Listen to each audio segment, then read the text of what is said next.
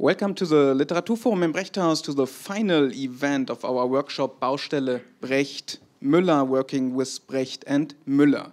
Today we were able to follow lectures and discussions on Brecht and Müller and the question of housing throughout the whole day. Now let us change perspective.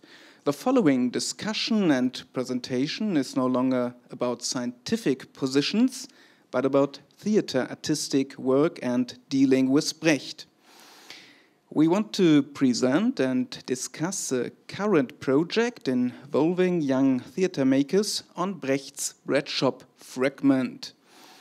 I'm very happy that Phoebe von Helle, Henrik Adler and Lizzie Stewart accepted our invitation. Marc Silberman will moderate the conversation and introduce our guests. Marc Silberman is Professor Emeritus of German at the University of Wisconsin-Madison.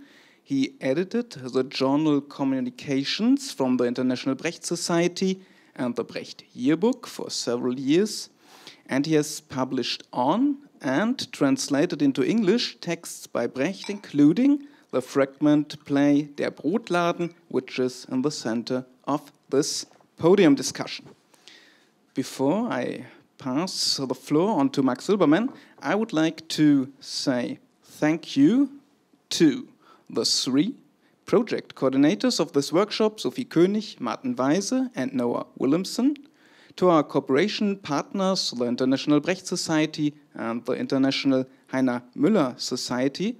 And I would also like to thank the Free University of Berlin and Helle Panke, Rosa Luxemburg Stiftung, Rosa Luxemburg Foundation Berlin for the generous financial support of this workshop. I can already reveal that there will be another Baustelle Brecht working with Brecht workshop next year, so further information on this will be published soon on our website. My name is Christian Hippe from the Literaturforum im Brecht-Haus, and now I would like to ask you to welcome our guests with a great round of applause.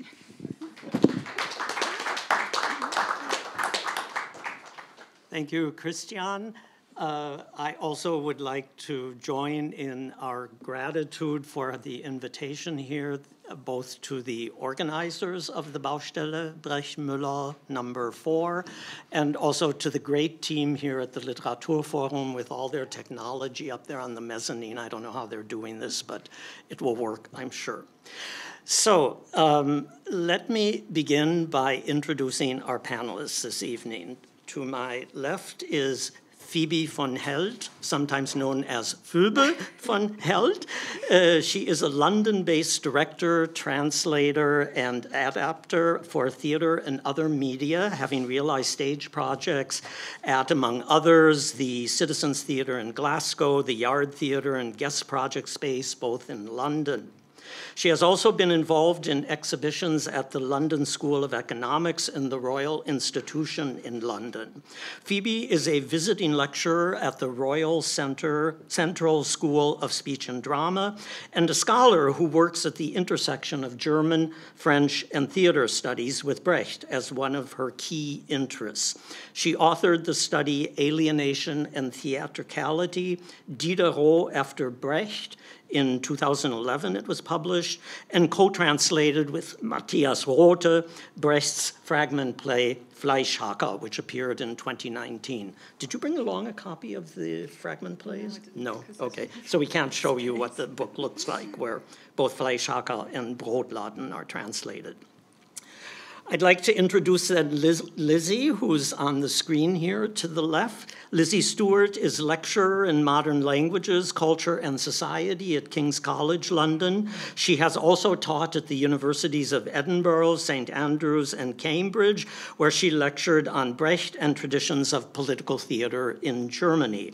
Her interest in the Breadshop came out of a module she teaches at King's College on optimizing performance as a theme bridging theater and business worlds in the 20th century. More broadly, Lizzie's research and teaching operate in the intersection of modern languages, theater, and performance and migration studies. Her book titled Performing New German Realities, Turkish-German Scripts of Post-Migration appeared in 2021. And then Henrik Adler is a Berlin-based theater dramaturg who has worked for the Berliner Ensemble, the Grips Theater, Berlin's most important youth theater, and the Berliner Festspiele, organizer of cross-arts festivals, exhibitions, and individual events in Berlin. From 2013 to 2020, he worked at the Fraunhofer Center for Responsible Research and Innovation in the field of innovation ecosystem designs. In summer 2021, he realized the urban intervention project titled Hansahood, Concrete Moves for Tomorrow, in the modernist city district Hansaviertel here in Berlin, an investigation on urban transformative practices. As Christian already mentioned, this is the final event of the Baustelle Brecht-Müller, which has been focusing on issues of living, of dwelling, of space, and of finding a place to live. Brotladen, the bread shop, and also known as the bread store, we can maybe talk about this at one point when we speak of our translation. The bread shop deals precisely with these issues of impoverishment, eviction, unemployment, and trying to find affordable places to live. And this is why we wanted to present this particular long-term project that Phoebe and I and Henrik and Lizzie have been working on for, what? 1.5 years. 1.5 years now, since COVID started. So, okay. The way things will proceed this evening are, first of all, Phoebe's going to describe kind of the series of activities that developed in 2020 and 2021 under COVID conditions in London. Then we're going to screen a 10-minute video with some interviews with the young people involved in the project, and you'll see some of the scenes that they put together. And then there'll be comments from Lizzie and Henrik and Phoebe and maybe even me about our input to and observations about the various stages and events that took place. And finally, there'll be time for Q&A from our audience here and maybe also an audience that's out there somewhere else.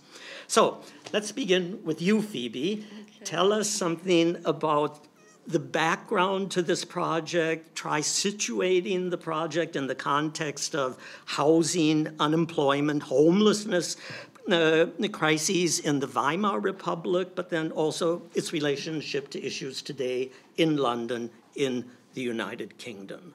So do you want to speak into this? Yeah, or why into not? that one? Okay. Yeah, so first of all, thank you very much for welcoming us here. It's been a long project, and it's been a very discursive one. We've been discussing this project in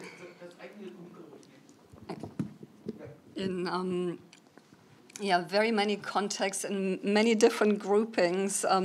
And yeah, it's nice to have another opportunity to reflect on it and discuss it amongst another group of people again. So I'm first going to explain where the idea originated from.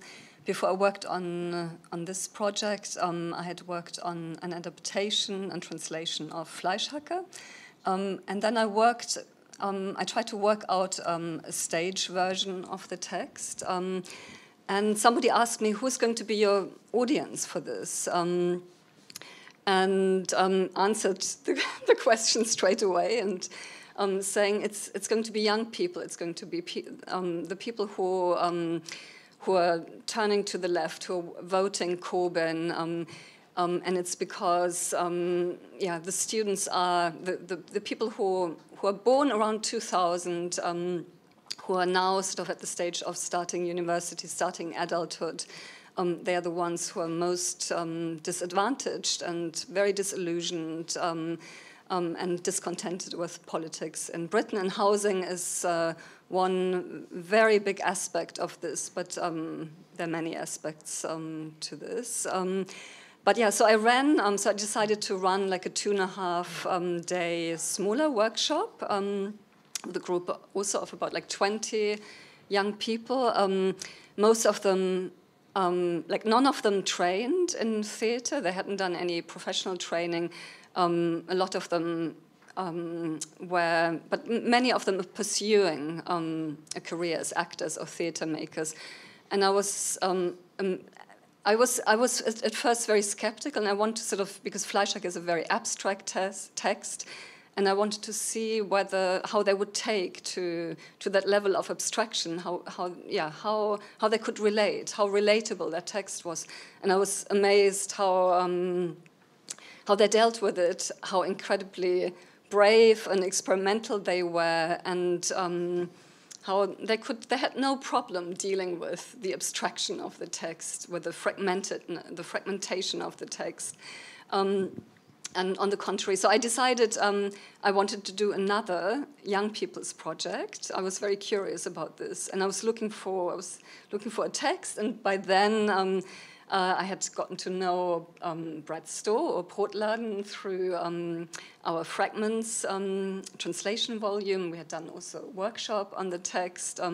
And I liked Marc's translation very much, and I thought this is actually would be a very good continuation, because Breadshop is again like dealing with the subject of economy and financial crisis, but in a much more concrete way than Fleischhacker does. It looks at the results of the Great Crash, but on the ground, like what happens to the people on the street. It's not just dealing with abstract financial interactions.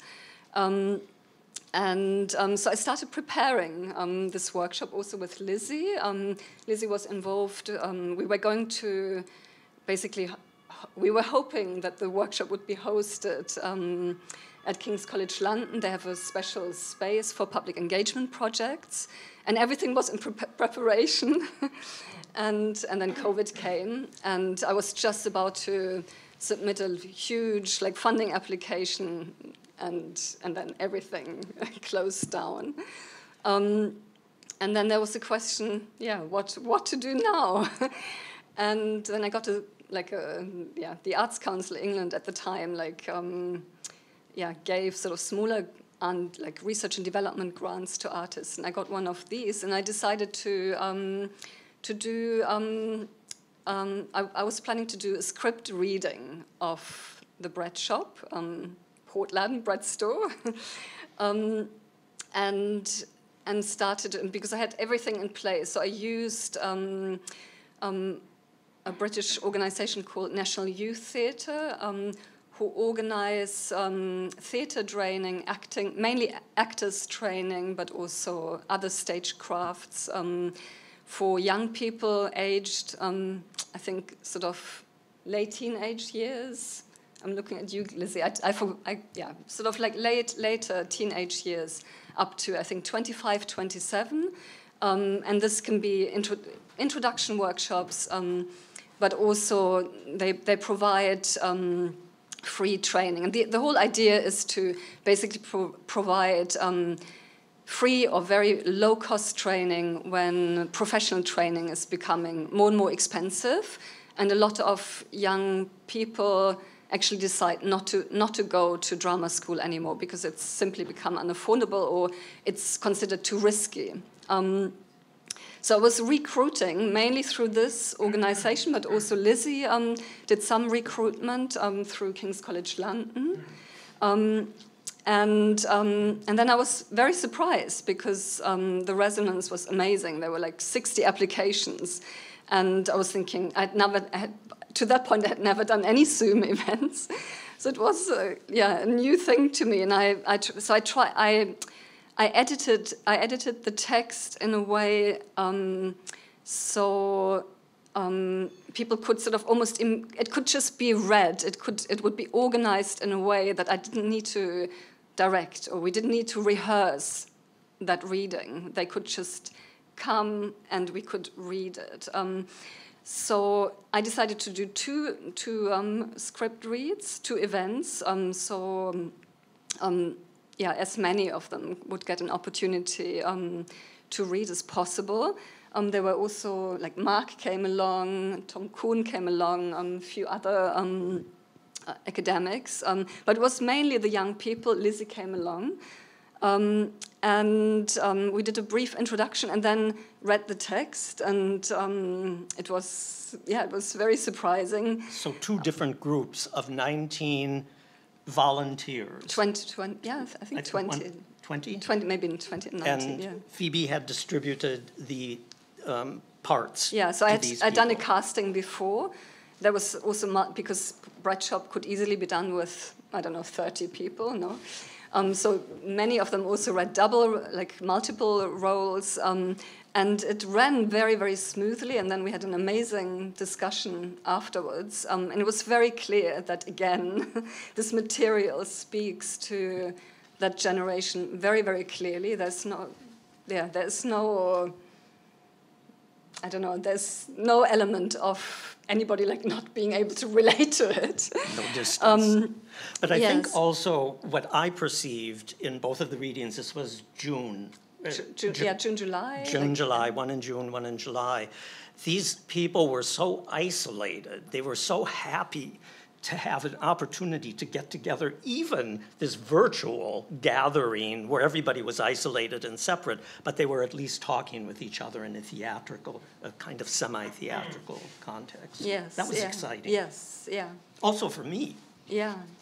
Yeah, it was very interesting. And this also, it was just sort of, I don't know, maybe 2 weeks after George Floyd had been killed. So there was a very kind of intense discussion around this, and it was also very, right from the start, it was a very diverse group, and people said, yes, this material is so incredibly relevant, but apart from the class issues, this also would need to be, reflected through, a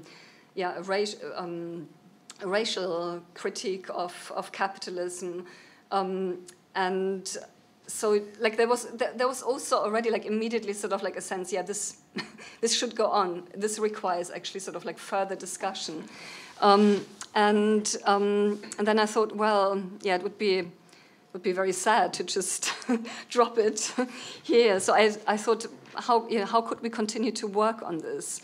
And at the time we were not in lockdown, but it was clear it was going to come back. So I thought actually, and I did a small kind of feedback with the participants to check whether anybody was interested in doing a longer kind of dramaturgical research project over the winter, with the idea of finally doing a performance workshop in the summer. And again, I got a very good resonance, and also managed to get some funding for this. And at that stage, Henrik became involved, because I'm a director, but and of course, I need to have some kind of dramaturgical reflection before I go into a project. But I've never actually worked with dramaturgs, and I was interested in having his feedback, but then also involving him. And at the same time, the collaboration with Lizzie continued. We started to discuss a program of sessions. Out of this then came a program of 12, Zoom. Everything was Zoom-based dramaturgy session. It was called the Breadshop Dramaturgy Lab.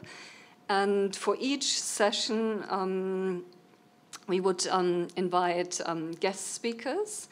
It was multimodal in approach, multidisciplinary. So there were academics from theater studies, German studies, sociology, history, economics. So it was, but then there were also artists. So we had a playwright, Paula Stanic. We had an artistic director, designer from a site-specific performance company, because we were thinking of staging it in a bakery, yard. What else do we have? Translation. We had translation. We had, yes. And yes, there were about 12 sessions. In the end, we always had, I did sort of like, so the idea was like we would have some contributions of guest speakers first, then a discussion, and then the participants would present their own assignments. And these could be creative, or they could be more theoretical. Like, if possible, I would try to get them to collaborate amongst each other. So sometimes they would, for example, like prepare some scenes together, or they would prepare a presentation together. So the idea was to make it as collaborative as possible, and to create as much a kind of like, in a way, sort of like rehearsal room scenario as that can be done on Zoom. And what was really amazing was that people kept turning up. Like, it was on a Friday evening, 5 till 8 o'clock.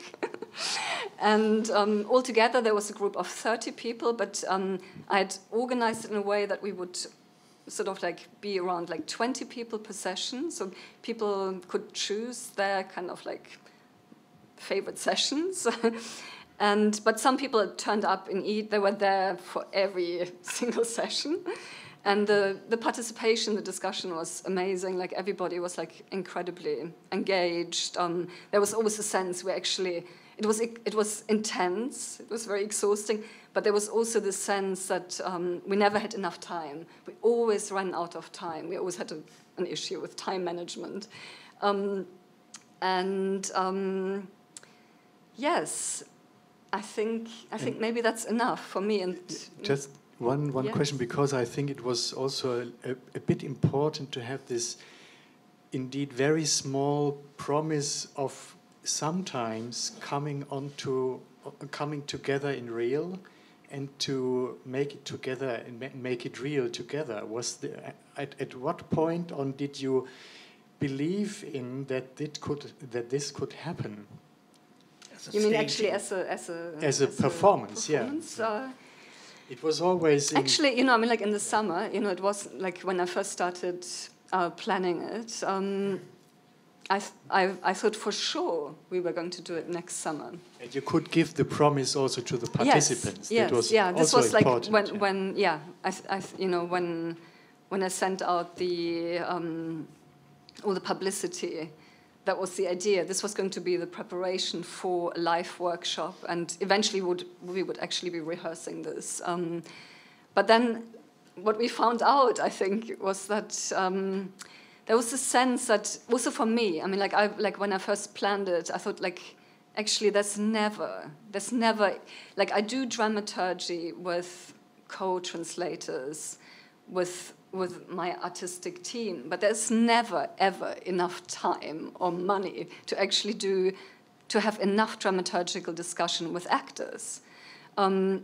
So I was actually really delighted that suddenly, despite all the horrible things that were going on in the world and all the isolation and the impossibility to do any theater, there was this opportunity to have the space, the time to go into depth with a kind of like proper dramaturgical discussion of the text and the context. Yes, I think that, yeah. So why don't we stop there, yes. And we'll show you a 10-minute video that will introduce to you some of the people who were involved, some of the actors, and then you'll also see some scenes from the summer brief staging. Maybe I should just say a few things about the participant. So they were all between 18 and 25. None of them, no, there was, with the exception of one, none of them had trained professionally in the theater arts. Many of them were very recent school leavers, like they were just coming out of their A-levels. They were very young, 18, 19.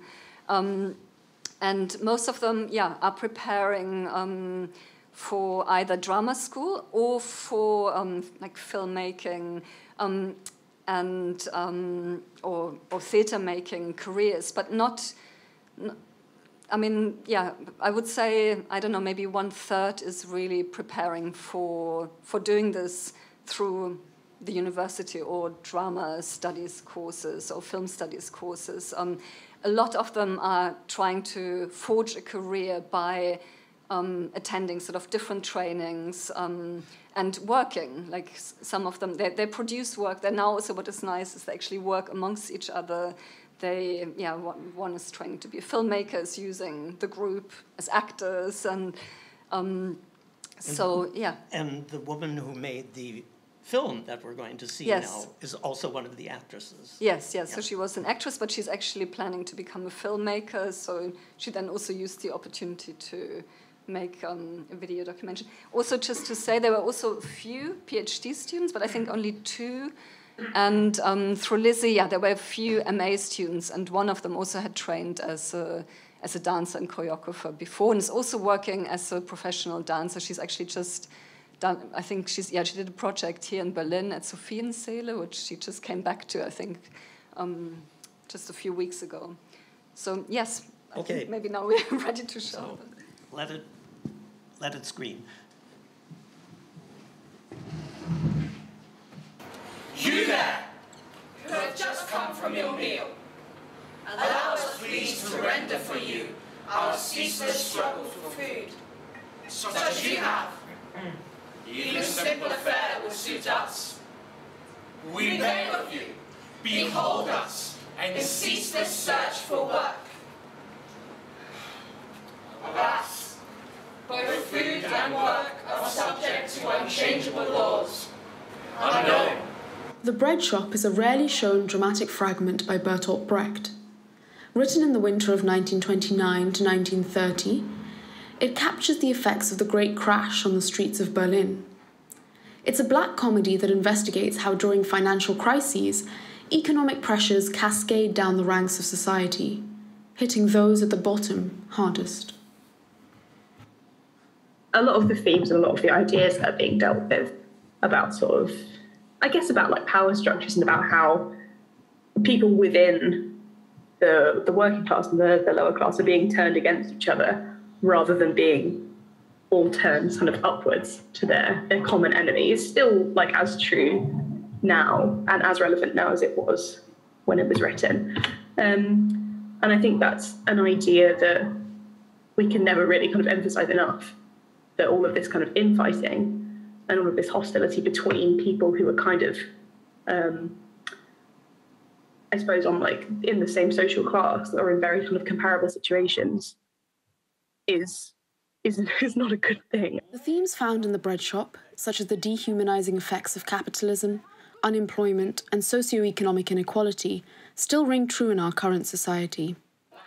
This R&D showing aimed to bring to the play our current experience of prolonged austerity, the housing crisis, the gig economy, and recent pandemic pressures on economic survival. Work! Right here we're expecting a load of wood that needs chopping. So this one-week performance workshop evolved from a longer dramaturgical research project, which I ran over Zoom during the lockdown months last winter. And in this, we explored with a group of about 30 young people the different sociopolitical aspects and formal dimensions of the Breadshop. We basically want to see how one might want to produce this play today. But you never really get to do Brecht, and you find that it's very, very practical. Like his performance style, his writing style fits very well to the stage, and that's something you might maybe forget, or that's something you might kind of lose touch with by just studying him in an academic context. The Meininger Breadshop, established in 1848, owes its good reputation among its customers to the handmade method it has consistently maintained. Yes, the Meininger Breadshop is considered one of the best small bakeries on this street. It's a shame that the neighbourhood is crawling with bakeries like yours. Well, your business is, of course, an incomparably bigger business than mine, Mr. Flam. As a real estate agent, you negotiate directly with the banks. Yes, but times are terrible, also for us. The one-week performance workshop was a follow-up opportunity for a smaller group of participants to put some of these explorations into practice. And also to share this extremely topical and fascinating material with an audience. we decided to focus on what I believe is the most important, the most central scene in the play, which is about the eviction of a single mother with 5 children. We come to witness how she's thrown out on the street and how society has absolutely no safety net in place to prevent the situation from happening or to help her out of it.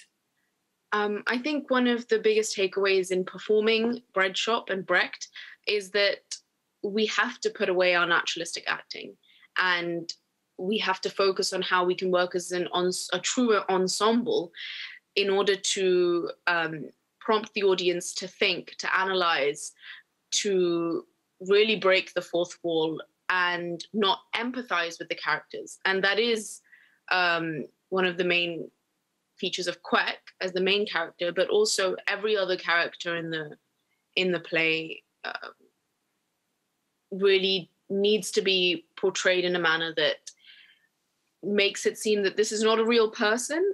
That is done on purpose so that we are not portraying real people, but heightened characteristics of problems real people do face.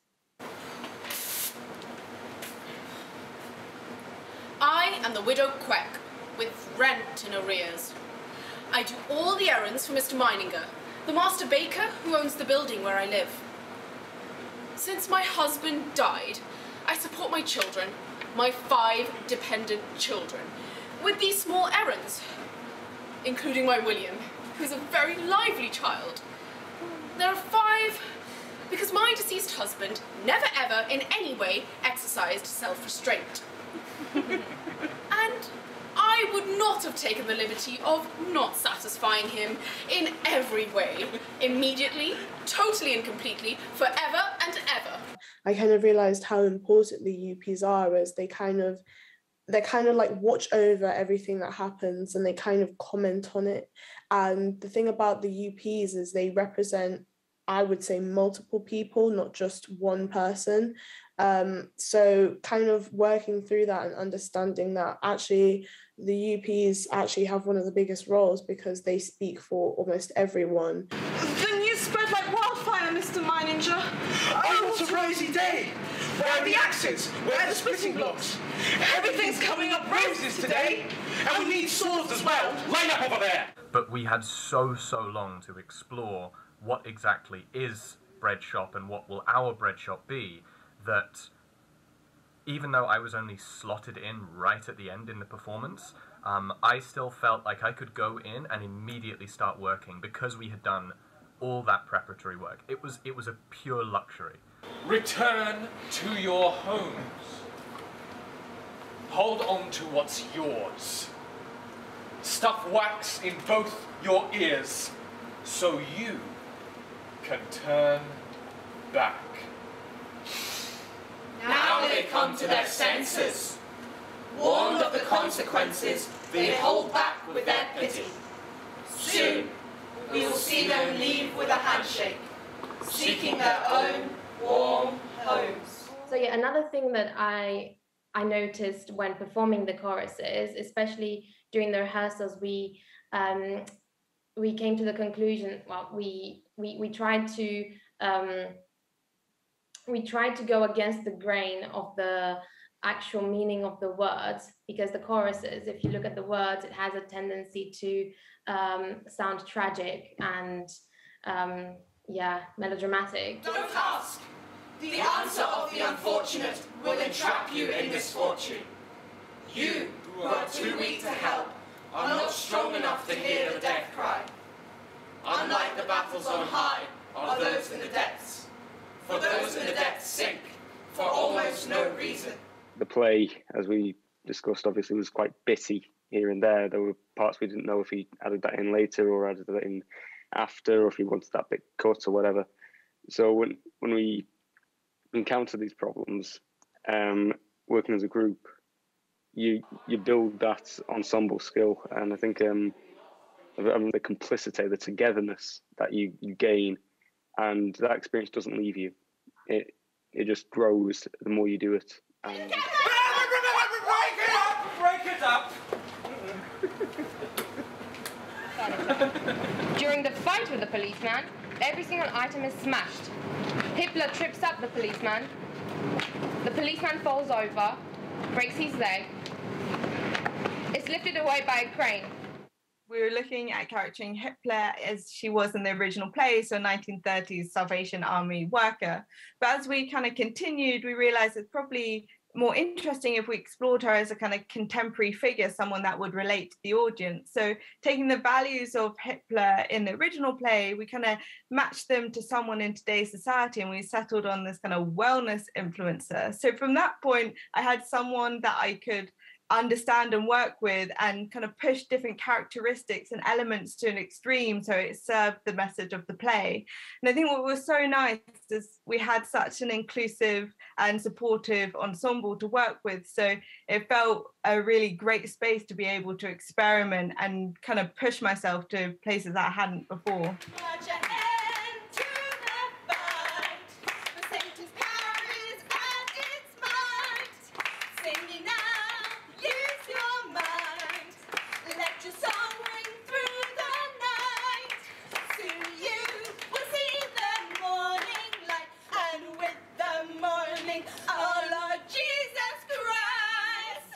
Gesticulation and choreography is very important to like Brechtian theatre because none of it is really naturalistic. So we decided to actually like be quite literal and take the words as instructions kind of thing, but then put it to... Okay. That is cut made from two different 40-minute films that was done by Vangshita Mishra, who played Mrs. Queck. You heard her explain her role of Mrs. Queck there. My first reaction to this when Phoebe sent it to me was how enthusiastic they came across in this just short film clip that we've seen here.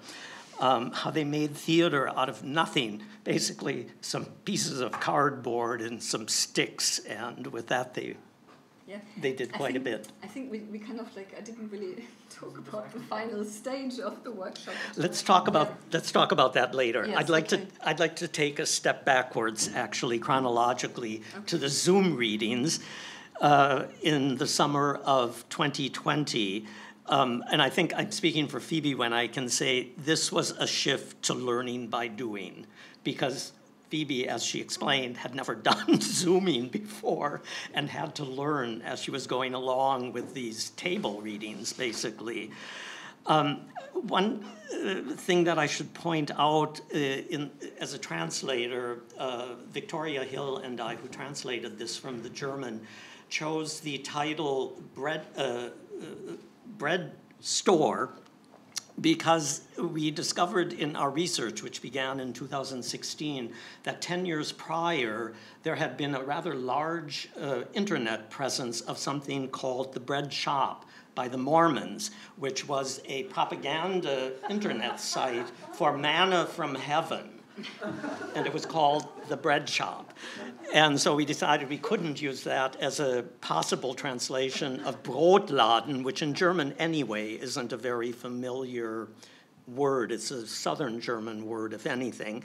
And we opted for bread store. But Phoebe found that in the British English context, and this is something we always are working with in our Anglophone translations, in the British context, store automatically brings up the image of the large department stores.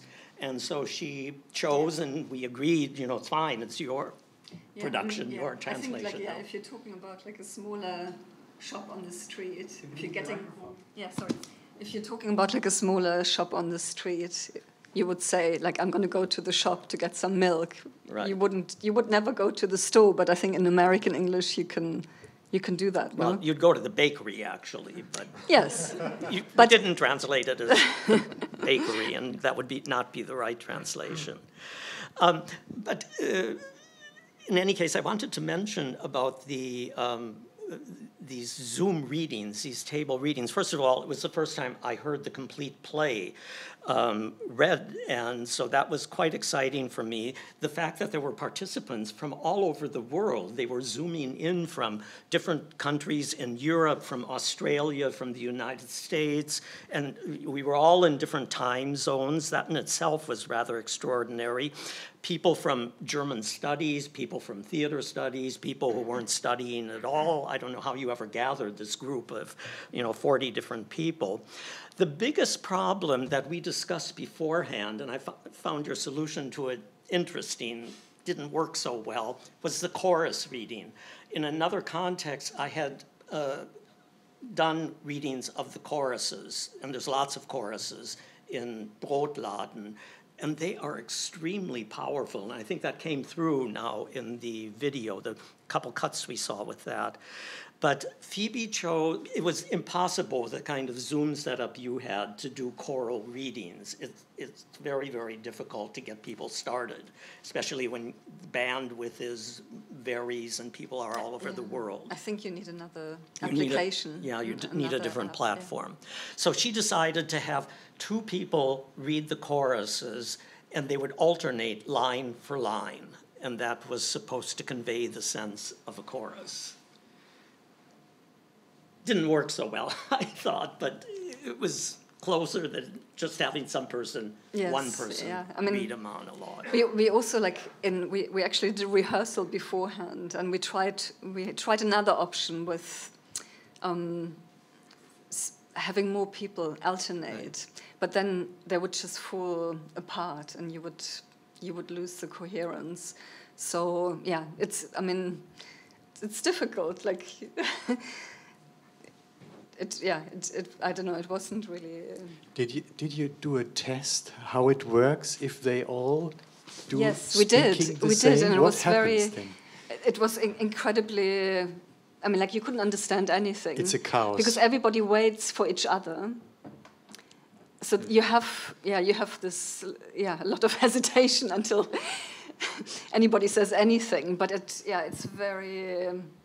Distracted, and you don't understand the language anymore. But that means, in fact, that in Zoom there is no collective entity. We have only individuals. You don't get them together. It's not in terms of speaking, but also, we are not in the same room, so we cannot really build a collective. Well, in the meantime, I think there are ways one can do it. I've seen ensembles of separate people playing music together, but you need... But it's pre-recorded.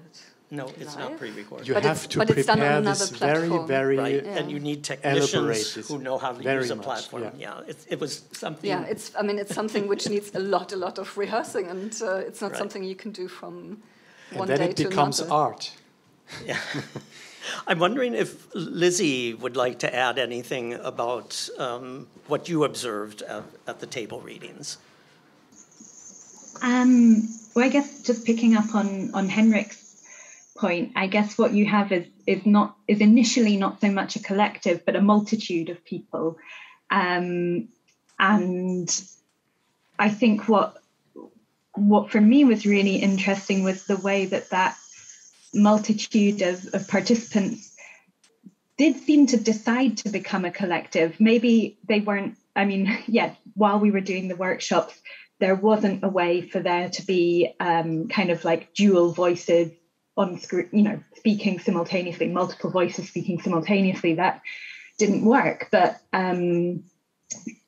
what I was really struck by was how meaningful the participant, and I think this comes through in the video that you watched, how meaningful they found having that space to go to week after week and to think about theatre politically, which is maybe not the norm in the UK. We have a much more depoliticized theatre scene, I would say, than the German context does. And so I think for a lot of people, having a space dedicated to thinking about theatre and politics together was quite novel.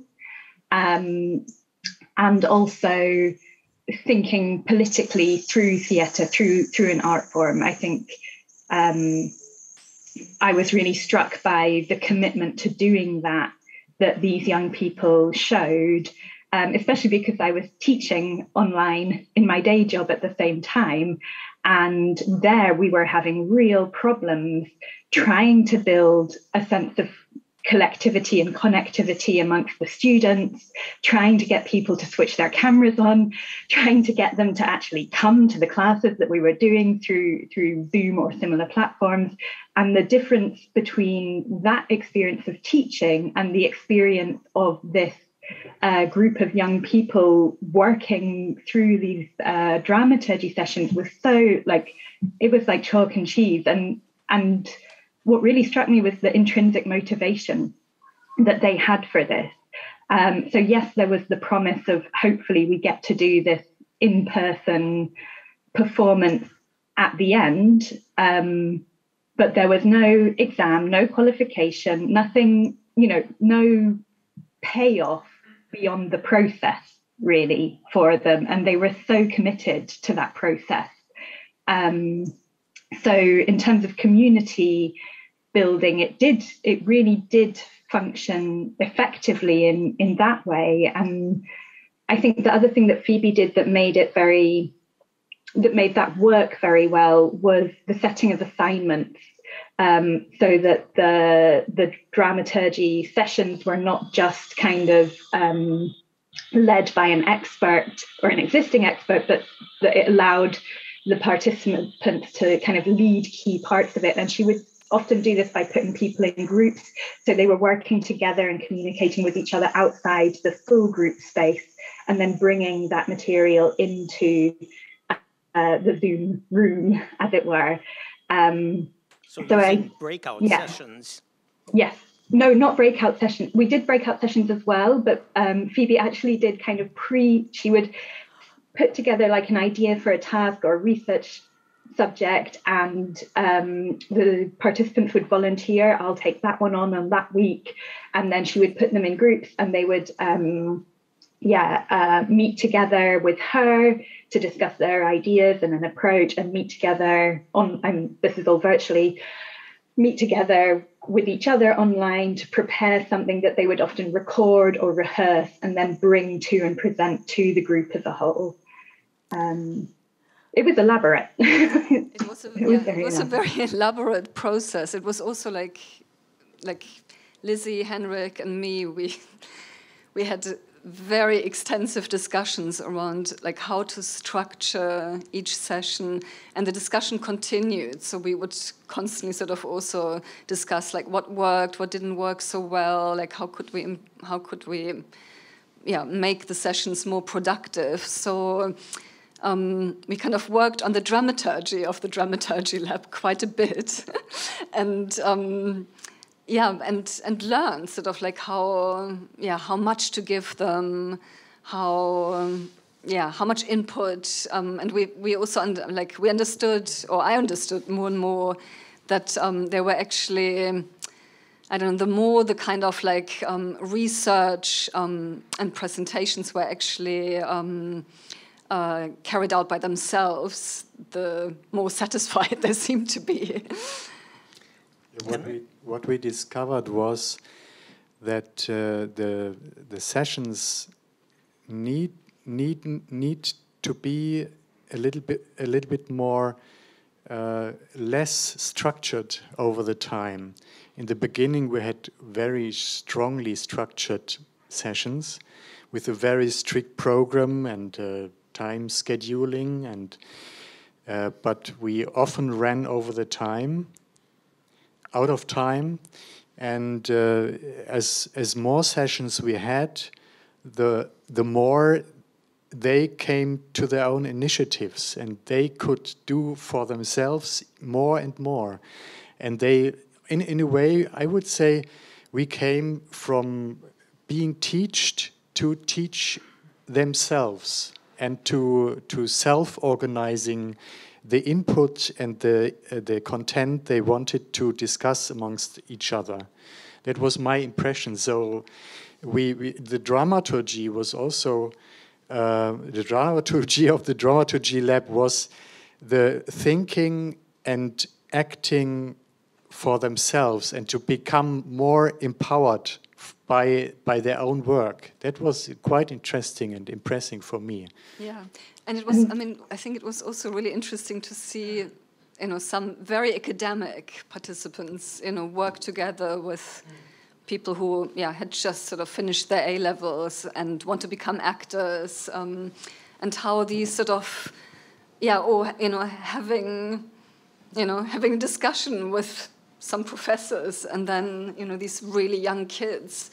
And it was an incredibly, I don't know, it didn't feel like there were those kinds of separations that are usually sort of in place. It felt very fluid. And maybe even, I don't know, maybe the medium of Zoom helps with this, because people have to be a bit more attentive to listening, to waiting until it's their time to speak. So it was the whole, I don't know, I was sort of like from the start sort of very impressed how civilized they were all in their style of conversation, you know? Like they would always go like, following on from what da-da-da-da-da said, I would like now to comment.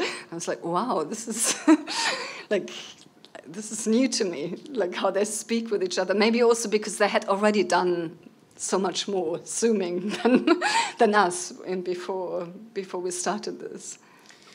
I think also one point that was really important was the very beginning, the first session. So it was really important to Phoebe and I, when we were thinking about what topics are we going to focus the sessions on, it was really important that those impulses that had come up in the initial readings, so the connections between, one key connection that came up in the discussion following one of the initial online readings was, you know, Phoebe mentioned the George Floyd murder had just happened in the US, and the Black Lives Matter protests were in full swing. And the participants definitely kind of drew connections between the police violence that takes place at the end of the play, at the end of Brotladen, and contemporary police violence in these racialized contexts. So, you know, exploring the intersections between class and race is something that's so important to us in planning the workshops. And kind of one outcome of that was the very initial session on dramaturgy. So we ended up having sessions that focused on racial capitalism, on feminist approaches. We had a Black British playwright who was amazing, Paula, who Phoebe mentioned, lead a creative writing workshop as part of it. But a key thing that I think helped create that atmosphere that we've been talking about was that the very initial session on dramaturgy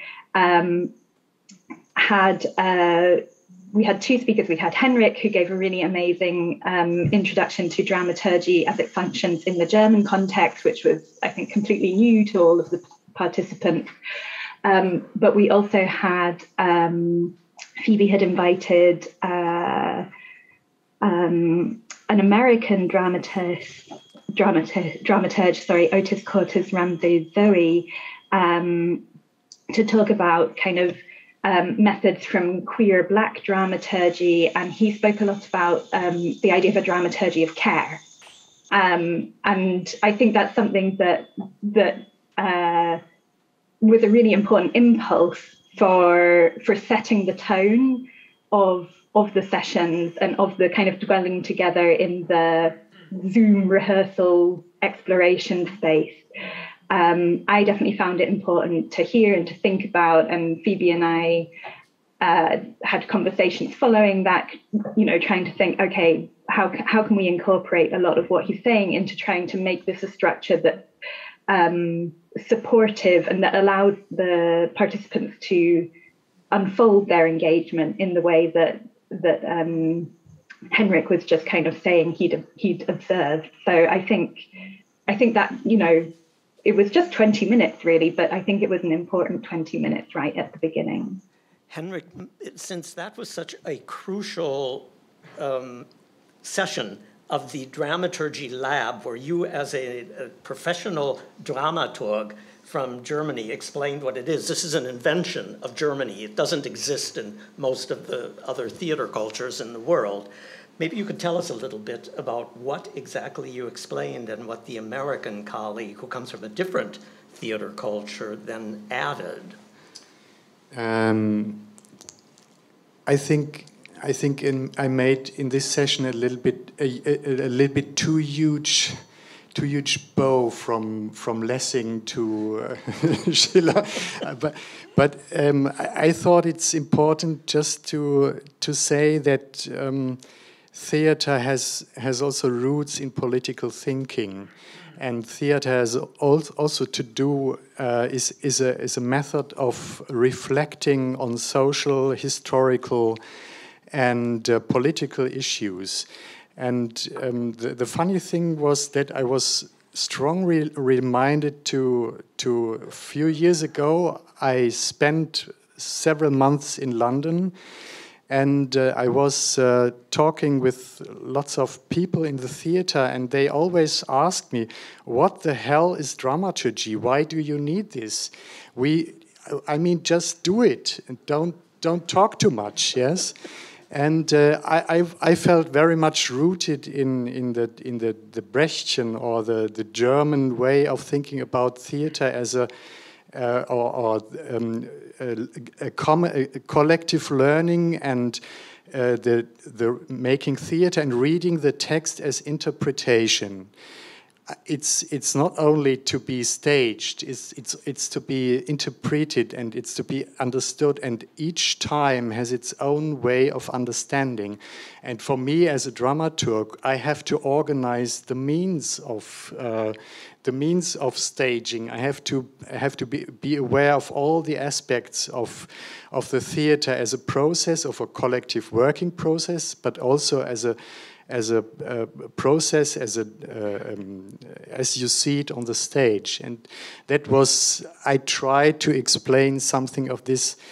In Germany, also dramaturgy has a lot to do with nation building. You know that Lessing was the first dramaturgy in German national theater. So, and I tried to lead to the Brechtian way of the way we do theater also carries meaning onto the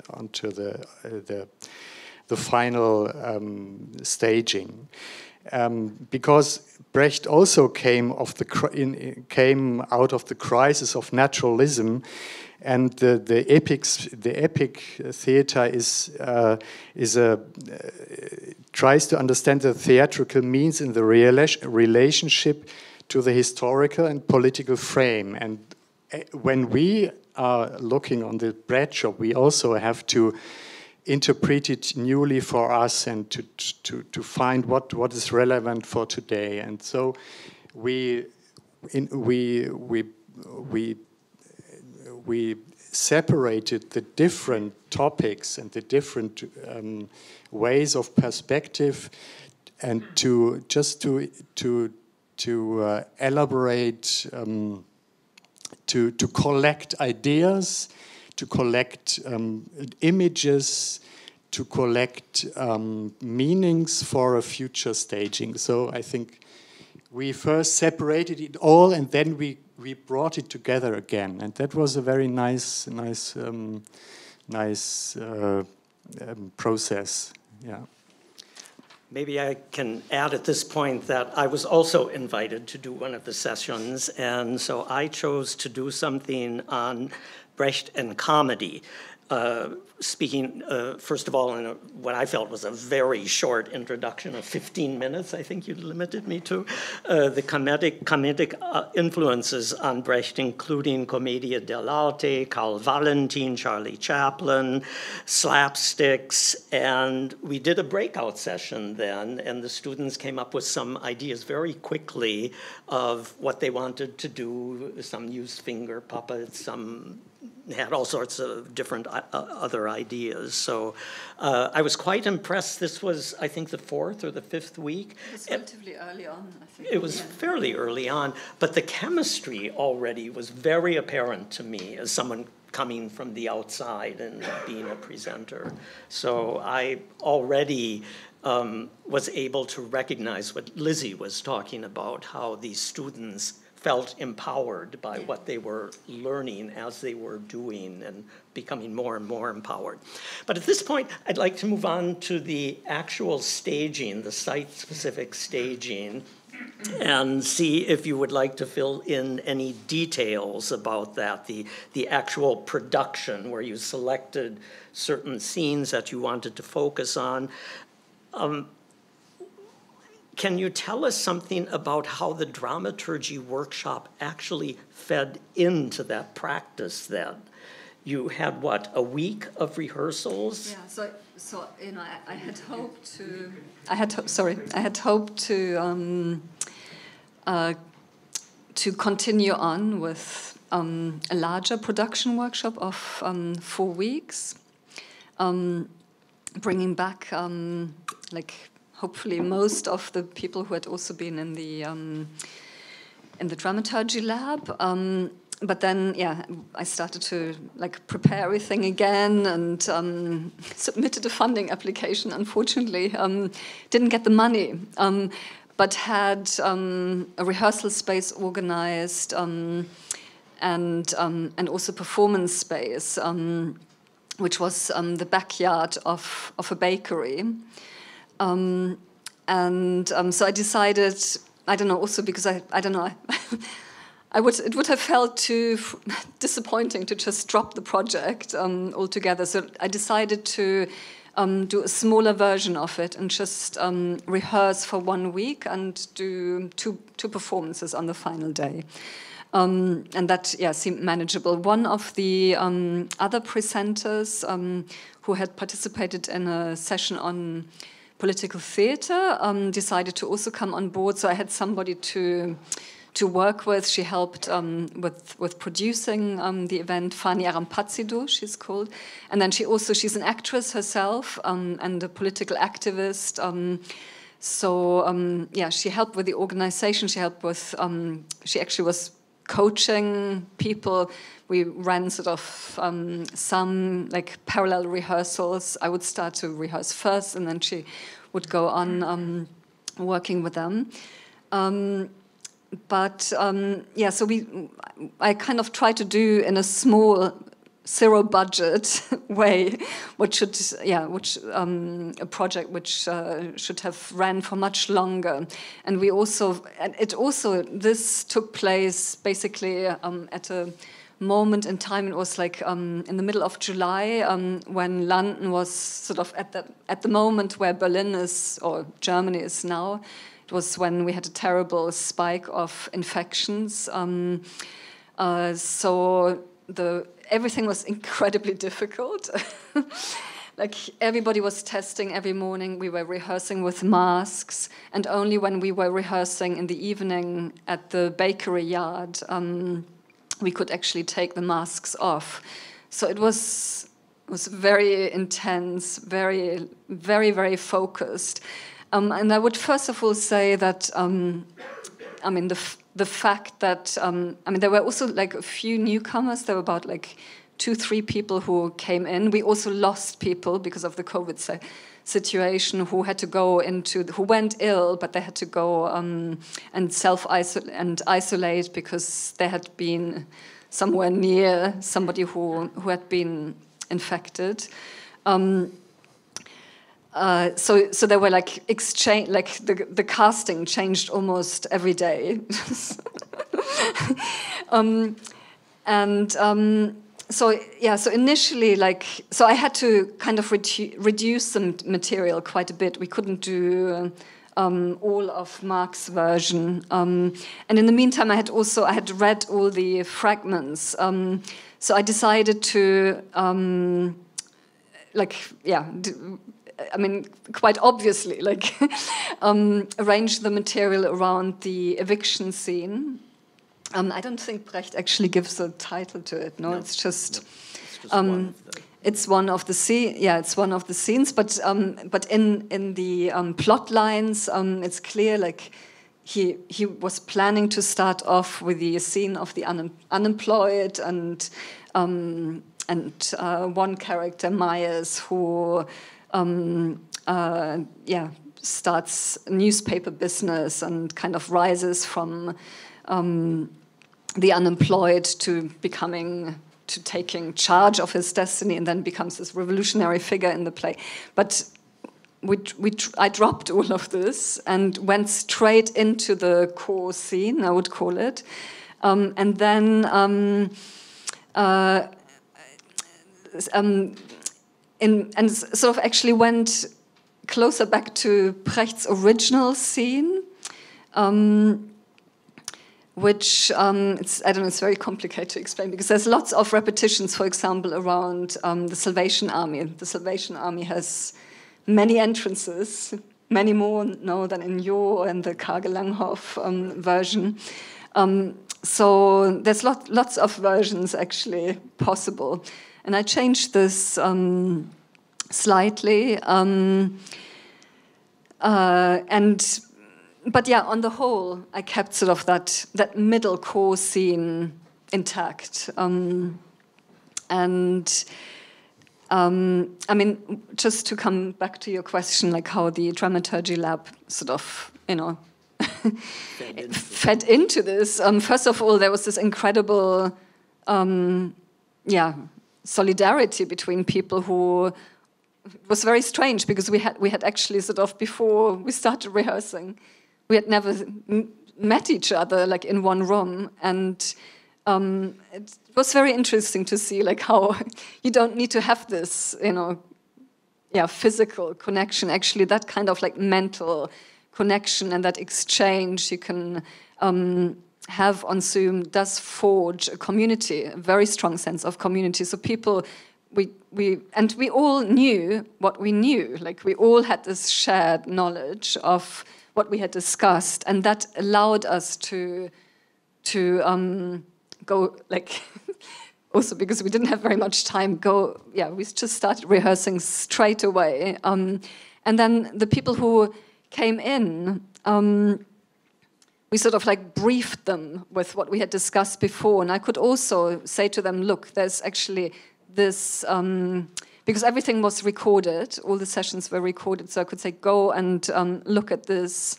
We discussed like our interpretation, for example, of the Salvation Army is that we're seeing Hitler as this kind of neoliberal influencer who, people, start to follow. She would pick it up straight away. There was a sense that somehow the kind of previous discussion allowed a very, I didn't need to explain very much because we had discussed so much, and there was certain kind of I think there was a certain kind of agreement. Of course it would have been nice to sort of do something and then discuss it again, but it was possible to actually create like a 45-minute piece within six rehearsal days. It's very intense, but it was possible because we had done that kind of, we had this kind of very in-depth discussion before.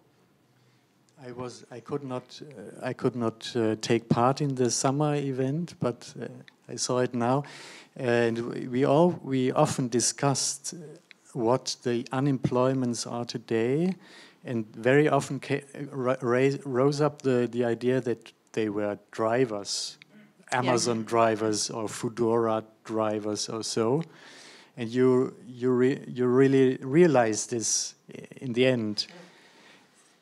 Yes, with the Deliveroo boxes, that was like one way of sort of making it very contemporary, and it was interesting because underneath the bakery where we performed it is underneath these railway arches, and next to it you actually have all these Deliveroo stations where food is being cooked and prepared. So it felt very it felt very concrete and picking up on the kind of street life you see like in London now, but also here. I think, I don't know, because Berlin's streets are so large, to me they don't stand out so much, but in London it has an incredible presence. And but I mean, we discussed a lot how the Deliveroo people, they are representative of a type of gig work which exists everywhere now in London. Like the whole of academia is staffed by visiting lecturers, me included, and we have no contracts. I mean, there's no job security. We're being called up, like, I don't know, maybe if we're lucky, 4 weeks before our job starts. For me, that was, of course, there's the issue of housing, which we should also come back to. But for me, like, almost the whole theme of the toppers of the unemployed, who resemble very strongly the gig workers now, who are, of course, also they're not employed, so they are unemployed. But they're still considered to be workers. We say self-employed. Self-employed. We say self-employed, but actually we all work for organizations, right? So that was very striking how, in a way, sort of that kind of match worked quite well, although the circumstances are quite different. At the same time, the whole area in which the bakery is based is also a matter of gentrification going on there. Yes, of course. I mean, that's also why you have those kinds of stations precisely there, because they deliver to that kind of neighborhood. So yeah. Okay, I think among the three of you, you've really conveyed an impression of how this worked under very difficult circumstances, but how you were able to draw out some really interesting solutions and some really interesting processes for the people who are involved, both at the beginning with the table readings, the Zoom readings, the dramaturgy workshop, and then the final staging that you were able to do. Why don't we see if there's any questions that have come up meanwhile among our audience here, or even among a virtual audience that may be out there. So let's start here and see if anybody has a question or comment.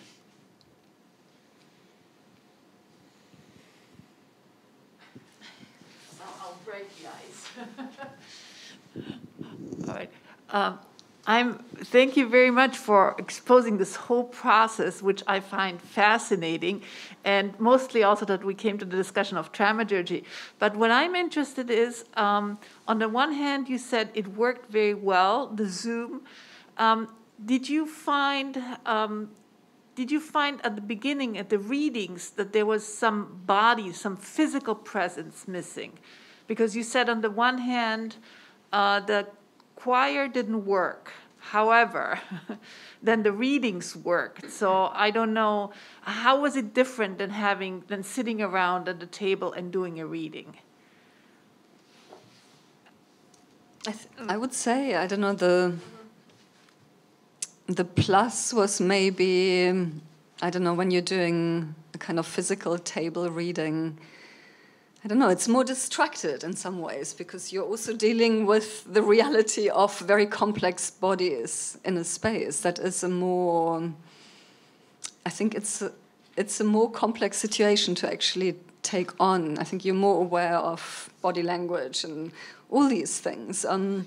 Whereas if everybody is in this mosaic of little squares, it has its own staging already. That is already a proscenium kind of setup. So in some ways it was more focused, I found, than it was easier to... They were more attentive. Yes. They had never done the script together. It was the first reading.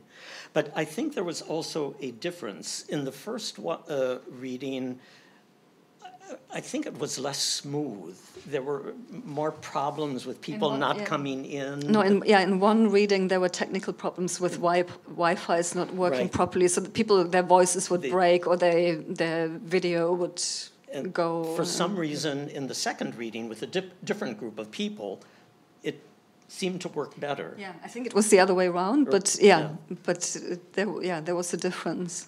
Yeah. I think as well.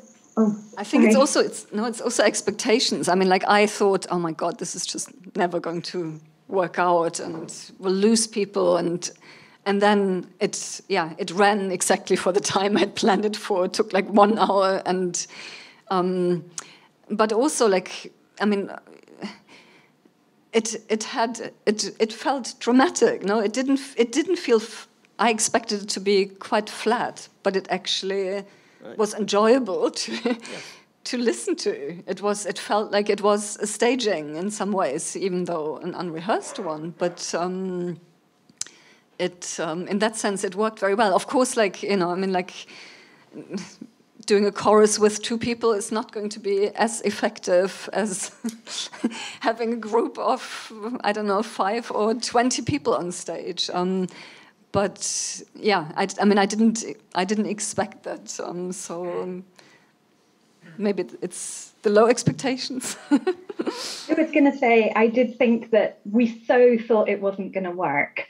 Like we were so worried. I remember you being so worried about it, Phoebe, and that I think it really just let the text shine in a way that we hadn't expected. Like, it's a great text. And that really came through, like the jokes came through, the comedy came through in a way that I think we really hadn't expected. And I guess that's also like, you know, we were doing it in the English translation, so that also speaks to the strength of the translation that Marc and your co-translator produced. But I think the other thing that's interesting in terms of like physicality, lack of physicality, and the square is, you know, we weren't, and coming back to this idea of like living in the empty space. Of course, we weren't in empty spaces. We were all in our private, personal spaces, as I am right now. And I think that kind of also draws attention, or definitely drew my attention to thinking carefully about, you know, everybody's coming from a different space, from a different position, and we need to ensure that that's respected, that that's engaged with as part of the dramaturgy of care that we were talking about before. So I think in a way that made it much more visible than, you know, just looking on my screen now, like the blank white space behind the 3 of you kind of, I think, allows a neutrality of position that you don't have the luxury of when you're on Zoom, unless you can work out how to do the magic background. So I think there was something about that added a particular quality to the interactions, perhaps. Yeah, I think also, I mean, it was the first moment when I understood, actually, like these strange circumstances and this possibility of Zoom, and knowing that now actually we can bring these communities across the globe together in these events. That was quite breathtaking for me. And then that also sort of like motivated me then to do a dramaturgy lab that's not just, I mean, like normally I would never sort of like, I mean, I know Henrik for a long time, but there's never been the opportunity to actually collaborate because it's too complicated, too expensive to bring people from abroad. And suddenly, I could have guest speakers from America, from the US, from Germany, and from other places in the UK, and that kind of possibility of bringing a kind of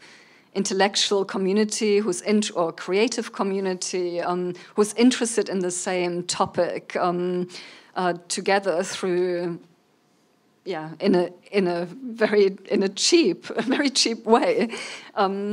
That was I think it's been an amazing sort of gift of this whole situation. speaking of the wonderful possibilities of Zoom, I think we have a question from Tom Kuhn on Zoom. Can we have Tom up? Yeah, just wonderful. Brilliant. Thank you very much. I wanted only to add to that my impression from attending some of these things was also that there's a sort of democratizing quality to Zoom, a strange one. Yes, you can't have choruses, there's no collective voice, but there's also no hierarchy. And you can't decide what order the pictures appear on your screen. There's the person who's talking, but then there's everybody else moves around. And that moving around was sometimes quite productive in this sort of event.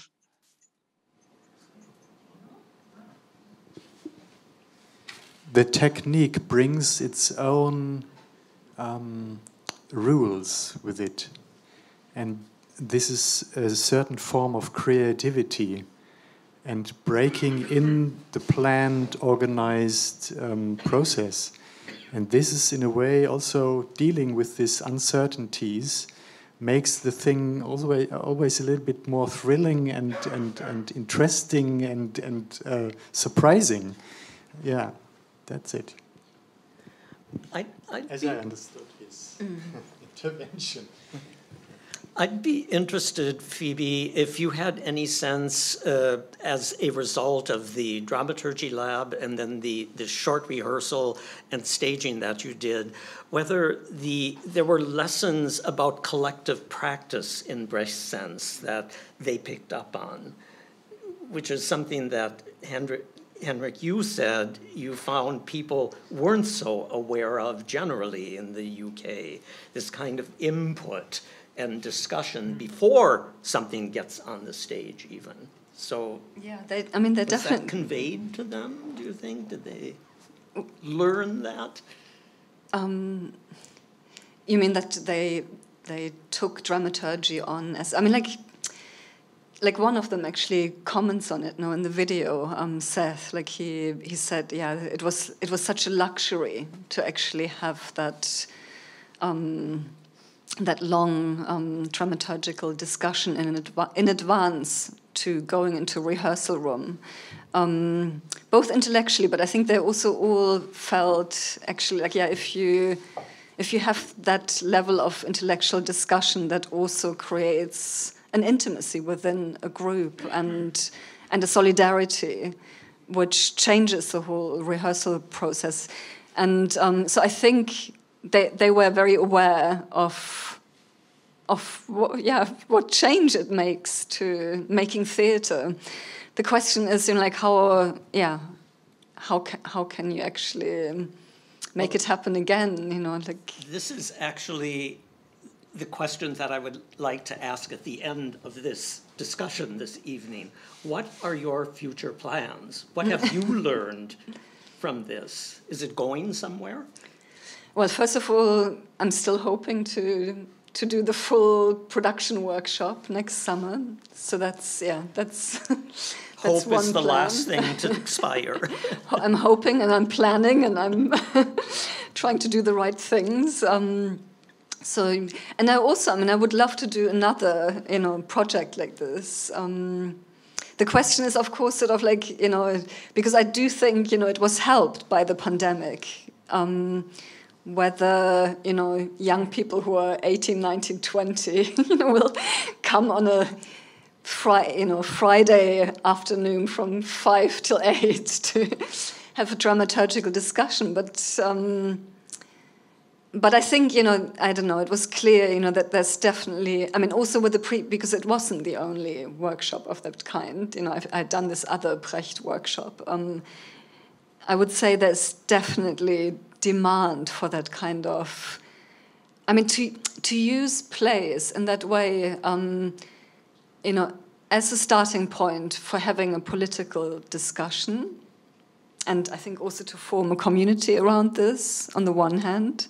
So it's not just creative research towards a production one might want to do. I had a very strong sense they also were interested in just using the play as a kind of starting point for having a political discussion. And we were sort of both, in a way, the audiences of a play, of a text, and also the makers, I think. And I would love to do something similar again, but yeah, let's see. Did you want to add something? Would you make a connection to the self-learning idea of theater in Brecht's work with the Lehrstücke we do for ourselves, and we are doing testings and reflections and also training our skills on theater, on stage? That would be a very nice new perspective on this self-organized labs.